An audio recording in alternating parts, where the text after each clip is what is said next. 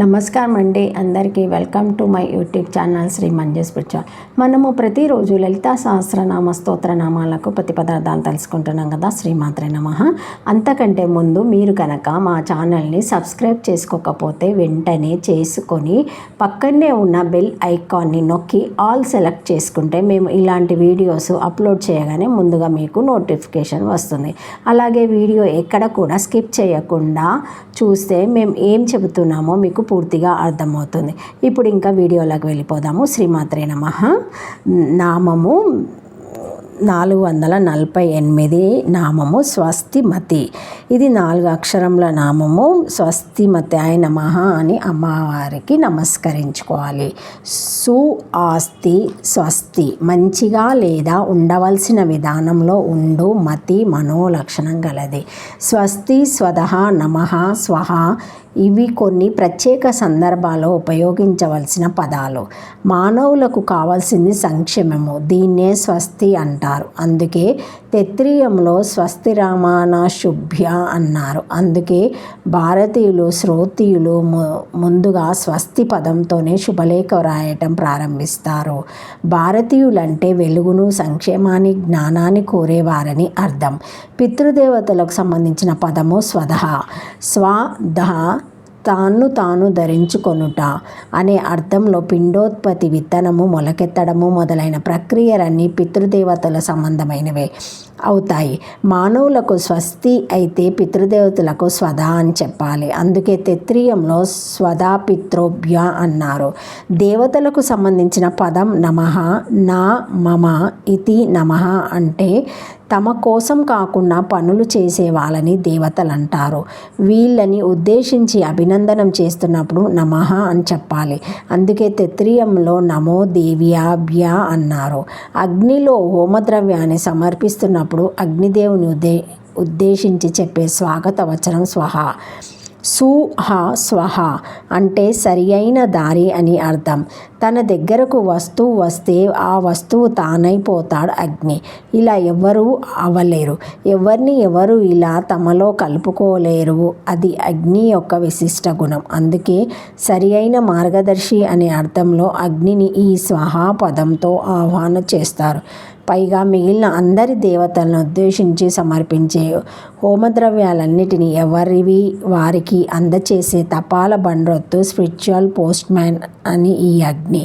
సంక్షేమ స్థితిని మనోలక్షణంగా గలది అని ఈ నామానికి అర్థము. శ్రీమాత్రే నమః.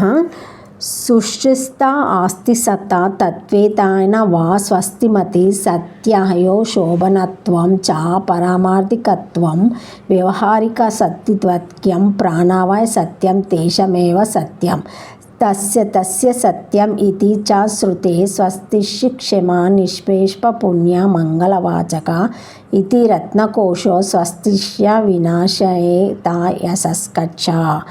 శ్రీమాత్రే నమః.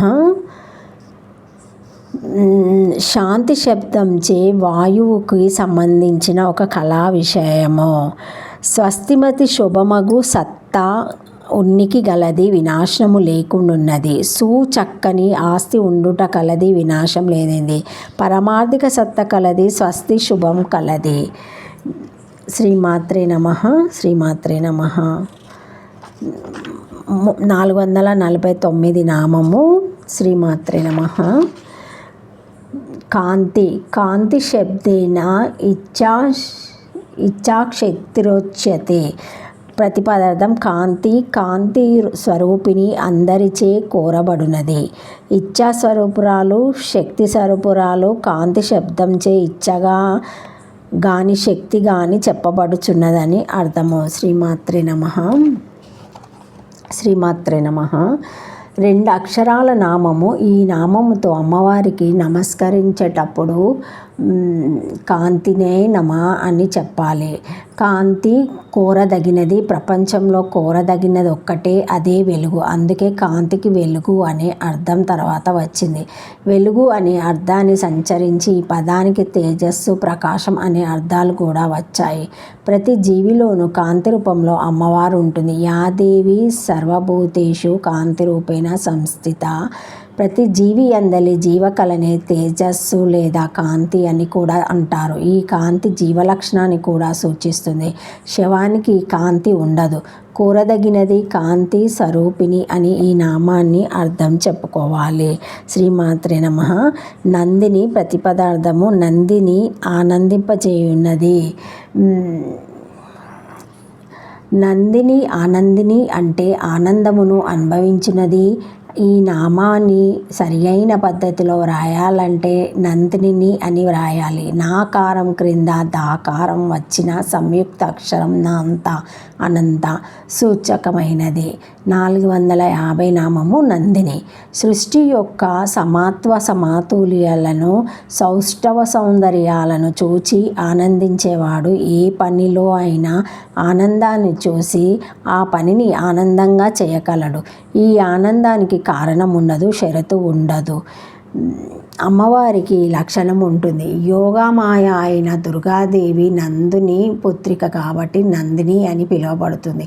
కామధేనువు ఒక కూతురు కూడా నందిని అనే పేరుతోనే పిలువబడుతుంది. దిలీప మహారాజా సుదక్షిణాదేవి ఈ నందిని దేవుని సేవించుకున్న ప్రతిఫలంగా పొందిన పుత్రుడే రఘు మహారాజు. ఆనందమును అనుభవించినది అని ఈ నామానికి అర్థము. శ్రీమాత్రే నమః. ఆనందింపజేయునది కామధేను వంశమందలి నందిని దేవు స్వరూపురాలు, గంగా స్వరూపురాలు. శ్రీమాత్రే నమః. Thank you for watching my video. Please like, share, comment, subscribe to my channel.